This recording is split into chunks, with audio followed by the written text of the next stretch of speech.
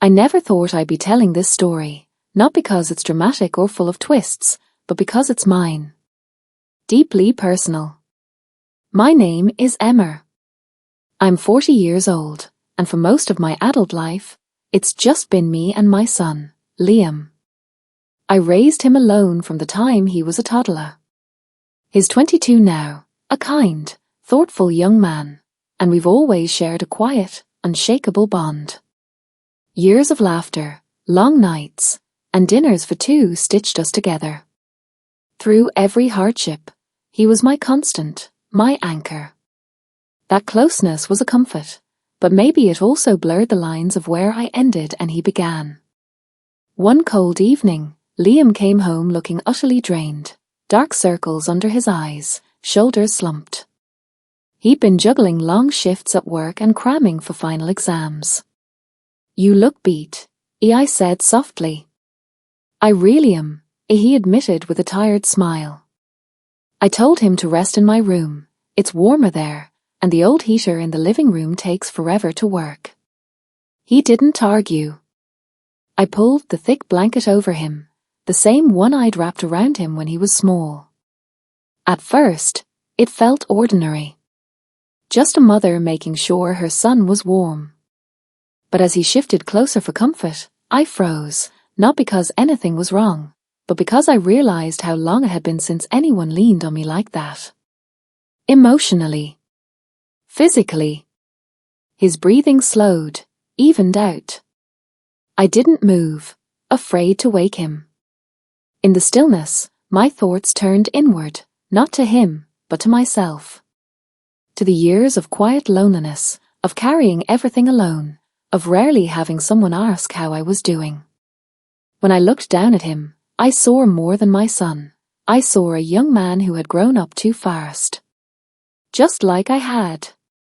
Two people who had become each other's support system in the absence of anyone else. He stirred, opened his eyes. "Thanks, Mom." "You don't have to thank me," I said, brushing his hair from his forehead. "I'll always be here." A soft nod. Then silence. Not. Uncomfortable, but weighted. I could feel the unspoken truth between us. Closeness can be beautiful, but it can also hold you in place. The doorbell rang, startling us both. It was Mark, our neighbor. A kind man who'd helped us more than once, fixing things, shoveling snow in winter. "Hey, Emma. Just checking in. Thought you might need a hand with the heating." I let him in, grateful for the distraction.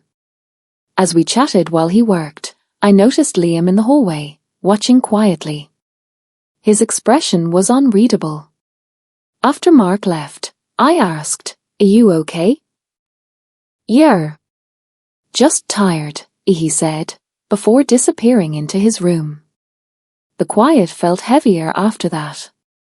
Not because anything bad had happened, but because I could sense him pulling away. Maybe he needed to. Maybe I did too. Later that night, there was a knock on my door. Liam stepped in, looking hesitant. "Mom. I'm sorry if I've been weird." "You haven't," I said. "It's just been a strange time." He sat beside me. "It's been just us for so long. I guess I don't always know how to be my own person." His honesty cut straight through me. I took his hand. "Me too, Liam." We sat in silence, both of us knowing things were changing. I realized I needed to let him go, not out of my life, but into the world. To find who he is without the weight of caring for me. And I needed to find who I was beyond being his mother. He rested his head on my shoulder, like when he was little. And for the first time in years, it didn't feel like we were holding on out of habit. It felt like an acknowledgement, a quiet acceptance that love can shift, stretch, and still remain strong. "I think we're both a little lost," I whispered. He nodded. "Maybe we'll figure it out," I believed him. Because sometimes, the truest kind of love is letting go of the version of someone you've always known, and trusting the bond will survive, different, but just as unbreakable.